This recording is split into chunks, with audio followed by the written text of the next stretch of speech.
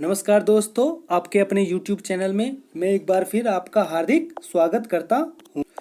देखो, पहला क्वेश्चन होगा, तत्वीय अर्धचालक पदार्थ नहीं है। सीसा लेड जो है तत्वीय अर्धचालक नहीं होता है।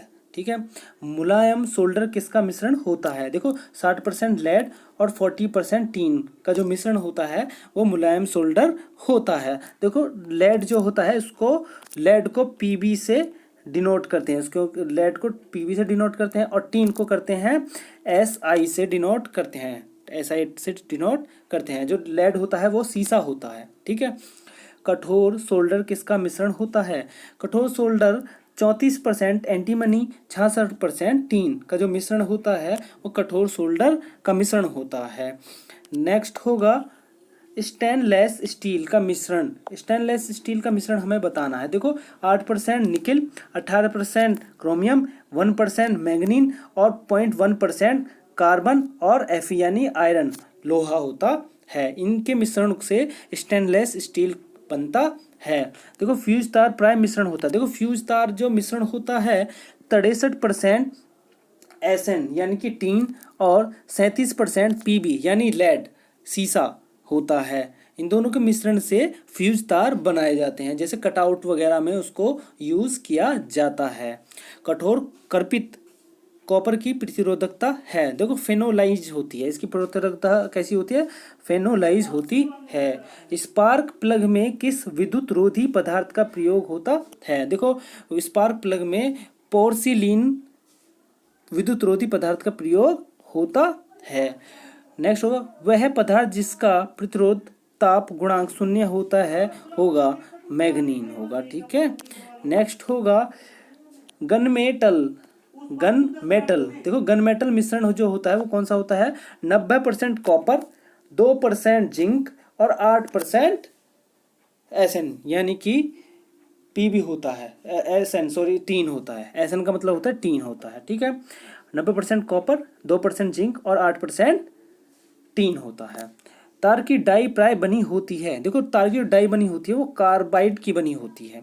सोल्डर मिश्रण होता है एसएन और पीबी का। मैंने अभी आपको बताया है एसएन और पीबी का। एसएन होता है टीन और पीबी होता है सीसा यानी ये या फिर लेड। बैकलाइट क्या है? Phenol formaldehyde resin. Phenol formaldehyde resin जो होता है वो बैकलाइट होता है। किस माध्यम में तरंग का प्रोपेगेशन बिना एंतुनुएशन होता है? ठीक है। किस माध्यम में तरंग का प्रोपेगेशन बिना एतनुएशन होता है? देखो, पूर्ण परावैद्युत पर। ठीक है। चालक की प्रतिरोधकता किसमें व्यक्त की जाती है? देखो, चालक की जो प्रतिरोधकता होती है वह हमेशा ओम मीटर में व्यक्त की जाती है। एक कॉपर के वर्ग द्वारा संचालित सुरक्षित धारा हो सकती है 10 एम्पियर हो सकती है। देखो, एक कॉपर के वर्ग द्वारा संचालित सुरक्षित धारा कितनी हो सकती है? 10 एम्पियर हो सकती है।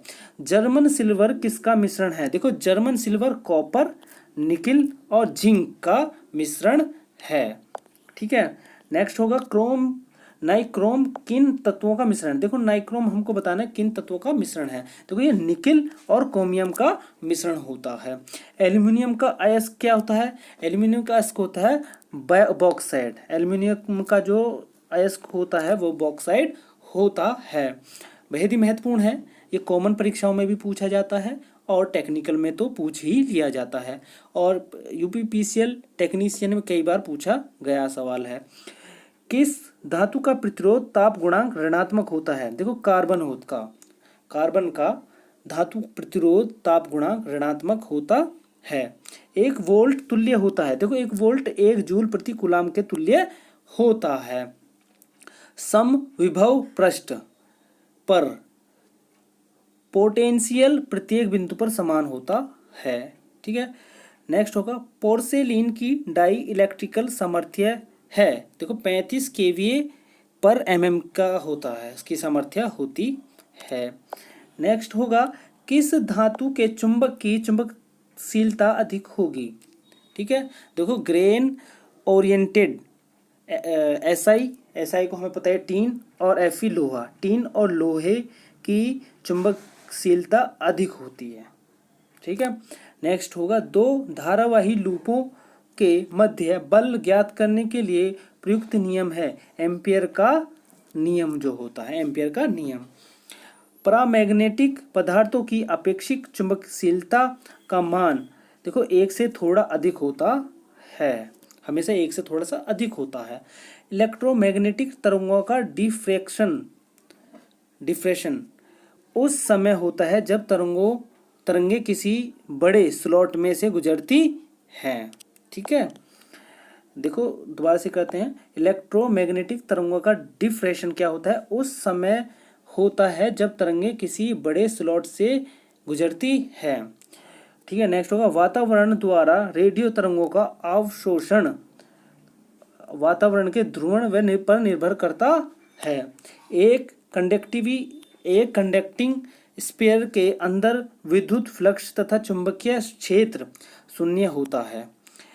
ठीक है, किस पदार्थ की मैग्नेटिक परमेबिलिटी, देखो मैग्नेटिक परमेबिलिटी अधिक होती है, देखो लोहे की होती है। ठीक है, किसी पदार्थ की मैग्नेटिक परमेबिलिटी जो हमेशा लोहे की सबसे अधिक होती है।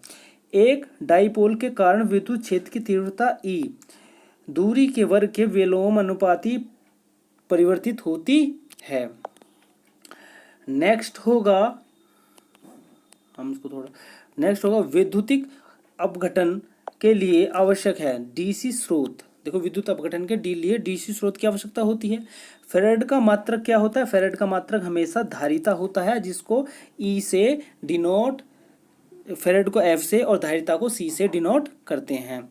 फेराडे के वैद्युतिक अपघटन नियम के अनुसार किस इलेक्ट्रोड पर मुक्त हुए पदार्थ का द्रव्यमान m बराबर होता है, देखो m बराबर ZIT होता है। ठीक है, नेक्स्ट होगा किस पात्र में विद्युत अपघटन की प्रक्रिया संपन्न की जाती है वह कहलाता है वोल्ट मीटर कहलाता है। विद्युत रंजन प्रक्रिया किस सिद्धांत पर आधारित है, फैराडे के विद्युत चुंबकीय प्रेरण नियम पर आधारित है। विद्युत रंजन प्रक्रिया के लिए आवश्यक विद्युत सप्लाई होती है 3 फाई AC, AC मतलब अल्टरनेटिव करंट। ठीक है, रासायनिक तुल्यांक बराबर होता है, देखो रासायनिक तुल्यांक बराबर परमाणु भार बटे संयोजकता होता है। देखो रासायनिक तुल्यांक बराबर होता है परमाणु भार बटे संयोजकता। ठीक है, वोल्टमीटर में धात्विक वस्तु कौन से इलेक्ट्रोड से संयोजित होती है, देखो ऋणोद होती है। कैसी होती है, ऋणोद होती है। इलेक्ट्रोड संयोजकता कैसी होती है, ऋणोद होती है। विद्युत रंजन प्रक्रिया में धनोद से क्या जुड़ा हुआ होता है, नोबेल धातु प्लेट जो है वो विद्युत रंजन प्रक्रिया में धनोद से जुड़ा होता है। धन आवेश उपयुक्त कण कहलाते हैं, देखो धन आवेशित युक्त कण कहलाते हैं केटायन कहलाते हैं। विद्युत रंजन प्रक्रिया में सर्वप्रथम की जाने वाली क्रिया है सफाई। धात्विक वस्तु की सतह से चिकनाई हटाने के लिए उसे क्षारीय विलयन में डुबोया जाता है। देखो नेक्स्ट होगा किसी इस्पात से घिरी सतह का कठोरीकरण के मामले में 2.5 mm मोटाई के ताप भेदन की आवश्यकता होती है। इस्पात के लिए अपेक्षित चुंबकीयशीलता 1 है तथा विशिष्ट प्रतिरोध 9.86 × 10⁻⁻7 है।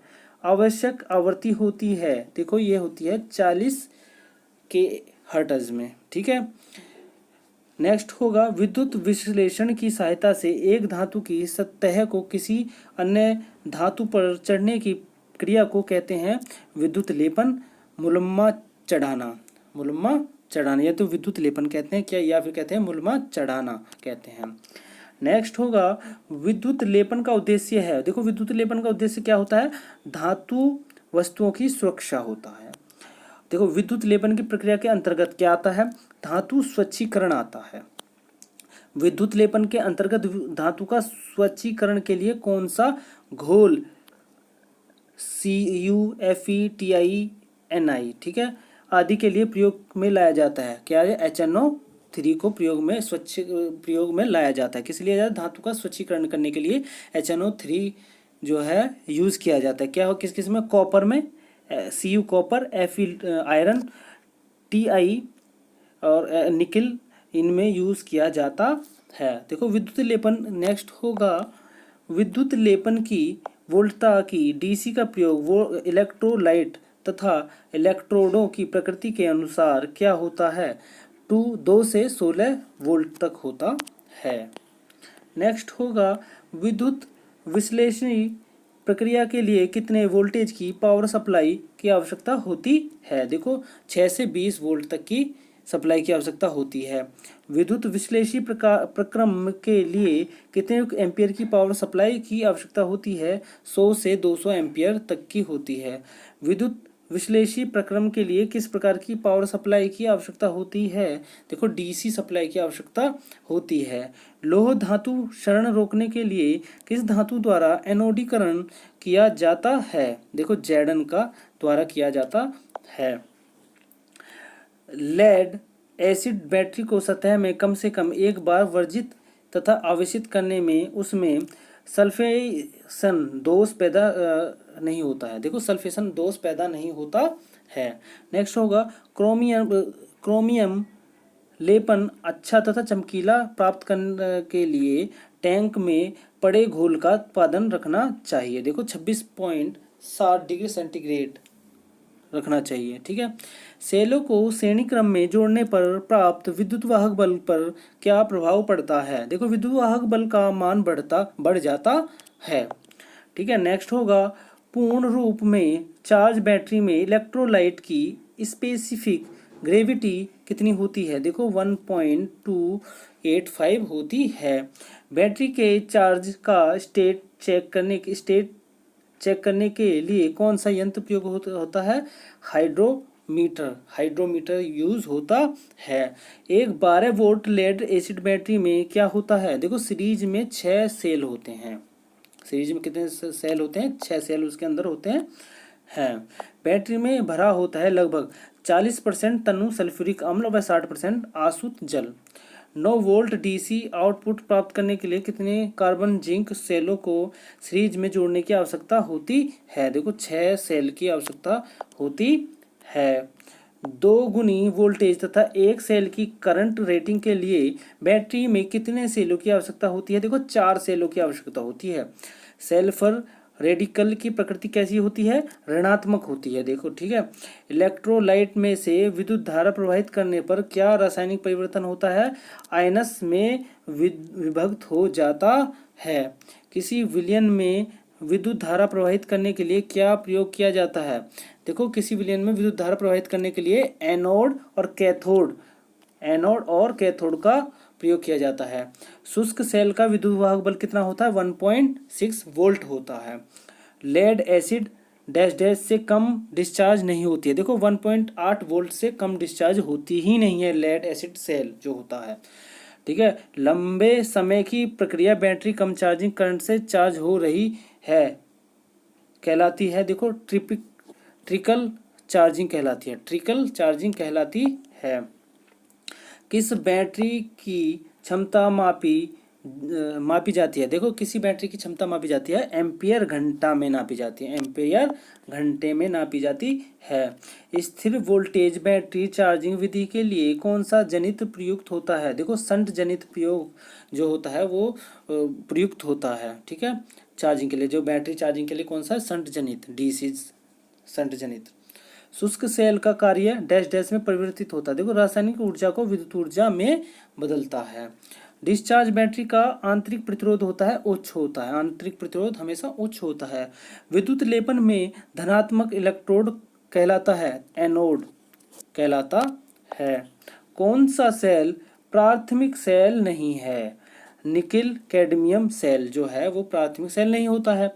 नो लोड पर मरकरी सेल का विद्युत वाहक बल होता है 1.35 वोल्ट को से 1.4 वोल्ट होता है। प्राइमरी सेल में स्थानीय क्रिया दोष को दूर किया जा सकता है जिंक इलेक्ट्रोड पर पारे की परत चढ़ाकर। ठीक है। जिंक इलेक्ट्रोड पर पारे की परत चढ़ाकर दोष को दूर किया जा सकता है। सेल की विद्युत धारा प्रदान करने की क्षमता निर्भर करती है प्लेटों के आकार पर, प्लेटों की संख्या पर। द्वितीयक सेल का मुख्य लाभ क्या है कि इसे पुनः आवेशित किया जा सकता है। गैसिंग प्रक्रिया में उत्पन्न होती है लेड एसिड सेल की चार्जिंग। डिस्चार्ज अवस्था में बैटरी का विद्युतवाहक बल होता है, देखो 2.0 वोल्ट प्रति सेल से कम होता है। शुष्क सेल में कौन सा पदार्थ विद्युतवाहक का कार्य करता है, देखो मैग्नीज डाइऑक्साइड जो है वो शुष्क सेल में ध्रुवक का कार्य करता है। इलेक्ट्रोलाइट में अशुद्धियों के कारण सेल की प्लेट्स में आंतरिक शॉर्ट सर्किट उत्पन्न हो सकता है, यह डैश डैश कहलाता है, यह स्थानीय क्रिया कहलाती है। प्राथमिक सेल में ध्रुवण दूर किया जा सकता है, देखो रासायनिक क्रिया के द्वारा प्राथमिक सेल में ध्रुवण दूर किया जा सकता है। द्वितीय सेल की आवेशित अवस्था चेक की जा सकती है, इसके इलेक्ट्रोलाइट की टर्मिनल वोल्टेज और विशिष्ट गुरुत्व के द्वारा। औसत शुष्क सेल लगभग डैश डैश, यहाँ में बताना क्या आएगा, विद्युतवाहक बल प्रदान करता है, देखो 1.4 वोल्ट विद्युतवाहक बल प्रदान करता है। डैनियल सेल में प्रयुक्त इलेक्ट्रोड्स निर्मित होते हैं जिंक एवं तांबे से। प्रथम सेल का मुख्य दोष है, देखो प्रथम सेल का जो मुख्य दोष होता है वो होता है स्थानीय क्रिया और ध्रुवाच्छादन। क्या होता है, स्थानीय क्रिया और ध्रुवाच्छादन होता है। रासायनिक सेल में करंट चालन किसके द्वारा संभव होता है, देखो धनात्मक व ऋणात्मक आयन के द्वारा होता है। नेक्स्ट होगा दोस्तों, अगर मेरी वीडियो पसंद आई हो तो लाइक और शेयर जरूर करें। मैं फिर हाजिर होता हूँ अपनी नेक्स्ट वीडियो के साथ। Thank you so much.